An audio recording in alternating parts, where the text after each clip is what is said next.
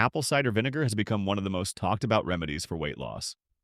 Some people swear by it, others say it's useless, and many are confused because they've tried it and nothing happened. So what's the truth?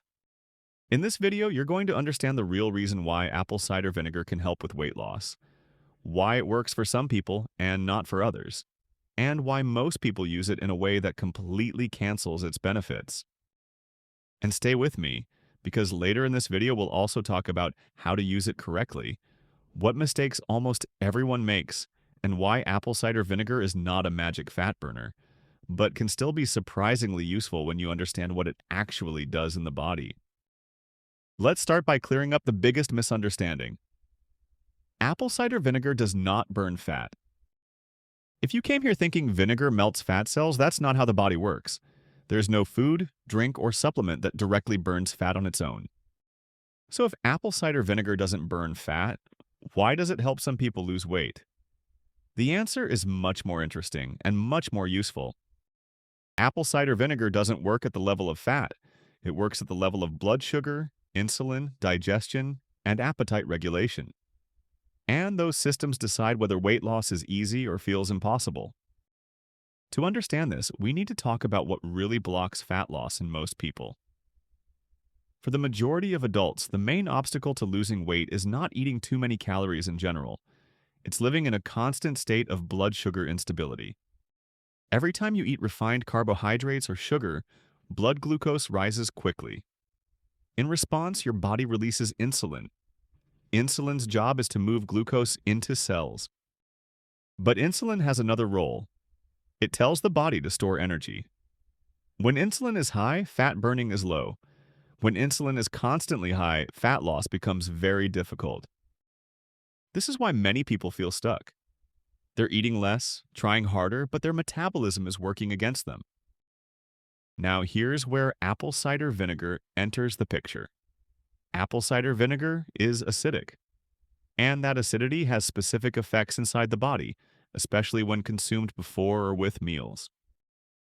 One of the most important effects is that apple cider vinegar can slow the rate at which food leaves the stomach. This means glucose enters the bloodstream more gradually.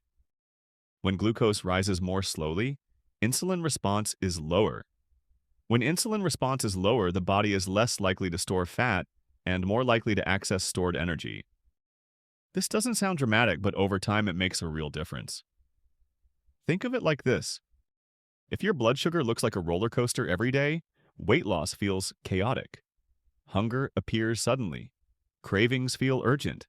Energy crashes push you toward snacks. If blood sugar is smoother, appetite becomes calmer. Hunger feels more predictable. You stop fighting yourself. Apple cider vinegar helps smooth that curve. Another key effect is its impact on insulin sensitivity. Insulin sensitivity refers to how responsive your cells are to insulin. When sensitivity is good, a small amount of insulin does its job. When sensitivity is poor, the body has to release more insulin for the same effect. High insulin levels block fat burning. Some studies show that apple cider vinegar can modestly improve insulin sensitivity, especially after meals. This means glucose is handled more efficiently with less insulin. Again, this doesn't cause instant weight loss, but it creates an internal environment where weight loss becomes possible. Now let's talk about appetite. Many people who use apple cider vinegar notice that they feel less hungry, not in a forced way, not in a suppressive, stimulant-like way, but in a quiet, natural way. This happens for several reasons. First, slowing digestion increases satiety. When food stays in the stomach longer, fullness signals last longer. Second, stable blood sugar reduces the rapid hunger signals that come from crashes. Third, acidity can influence gut hormones involved in appetite regulation, such as GLP-1, which helps signal fullness. This is why some people naturally eat less when they use apple cider vinegar, without consciously trying to restrict calories. And this is where many people misunderstand its role. Apple cider vinegar doesn't force weight loss. It removes friction.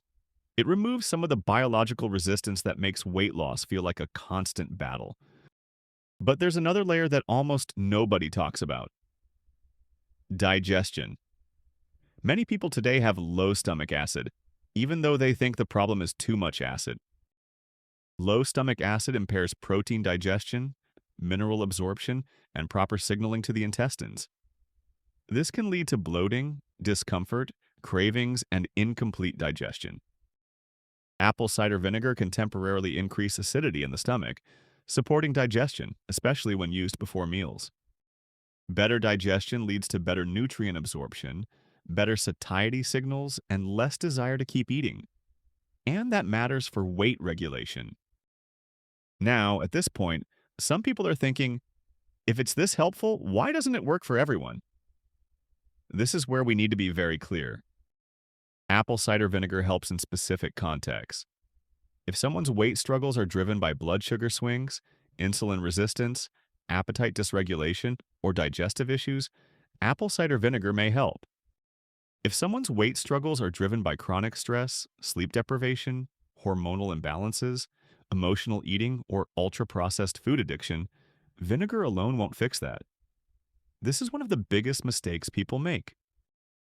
They treat apple cider vinegar as a fat loss shortcut instead of a metabolic support tool, and then they say, it didn't work. Another common mistake is how it's used. Many people take it at random times in random amounts or mixed with sugary drinks. Some take too much and irritate their stomach. Others take it once and expect miracles. Apple cider vinegar only works when it's used intentionally, in a way that aligns with physiology, and we'll get into exactly how to do that later in this video. But before that, there's one more crucial concept we need to address. Weight loss is not controlled by a single lever. It's controlled by a system: blood sugar, insulin, appetite hormones, stress hormones, digestion, sleep. Apple cider vinegar touches a few of those levers, but not all of them. That's why it can help, but only as part of a bigger picture. And this is also why people who understand why it works tend to get better results than those who just copy a trend. In the next part of this video, we're going to go deeper into what apple cider vinegar actually does at the metabolic level, why some studies show benefits and others don't, the exact mistakes that cancel its effects, and how to use it correctly so it supports weight loss instead of harming digestion. Because the real power of apple cider vinegar is not in the bottle, it's in understanding when, why, and how it fits into your metabolism. Now that you understand why apple cider vinegar can help with weight loss, it's time to talk about what almost everyone gets wrong, because this is where most people lose the benefits without realizing it. The biggest mistake is believing that apple cider vinegar works on its own. It doesn't. Apple cider vinegar is not a fat burner. It doesn't override poor sleep, chronic stress, or a diet built around ultra-processed foods. What it does is support metabolic processes that make weight loss easier when the foundation is already moving in the right direction. And when that foundation is missing, vinegar feels useless. Let's talk about the most common mistakes. One of the biggest errors is taking apple cider vinegar at random times. Many people drink it whenever they remember, sometimes on an empty stomach, sometimes late at night, sometimes mixed with sweetened drinks. Timing matters. Apple cider vinegar works best before meals, especially meals that contain carbohydrates. When taken before eating, it slows gastric emptying, reduces the speed at which glucose enters the bloodstream, and lowers the insulin response. Taking it hours after eating does very little for weight regulation. Another common mistake is taking too much. More is not better. Large amounts of apple cider vinegar can irritate the stomach lining, worsen reflux symptoms, damage tooth enamel, and cause digestive discomfort. When digestion is irritated, appetite regulation often gets worse, not better.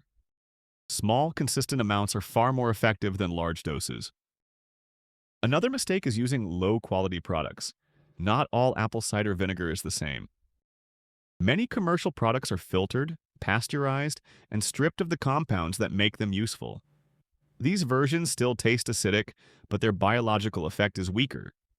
Unfiltered apple cider vinegar with the mother contains beneficial organic acids and compounds that support digestion and metabolic signaling. But even with the best product, context matters. If someone is under chronic stress, sleeping poorly, and relying on sugar for energy, apple cider vinegar becomes a band-aid instead of a tool. This brings us to something very important. Weight loss resistance is rarely about one thing. It's usually the result of multiple signals pushing the body towards storage instead of release. Stress raises cortisol. Poor sleep reduces insulin sensitivity. Ultra-processed foods disrupt appetite hormones. Constant snacking keeps insulin elevated. Apple cider vinegar can help with one part of the system, but it cannot override all of it. Now let's talk about how to actually use apple cider vinegar in a way that supports weight loss instead of working against you. First, dosage. For most people, 1 to 2 teaspoons diluted in water is enough. This is not something you need to drink straight. Dilution protects the teeth and stomach and makes it easier to tolerate. Second, timing. The most useful time to take apple cider vinegar is 10 to 20 minutes before a main meal, especially if that meal contains carbohydrates. This is where its effect on blood sugar and insulin is most noticeable. Some people also benefit from taking it before the largest meal of the day. Third, consistency. Apple cider vinegar works through repeated small effects.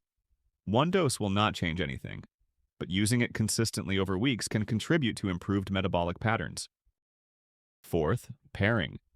Apple cider vinegar works best when paired with adequate protein intake, fiber-rich foods, balanced meals.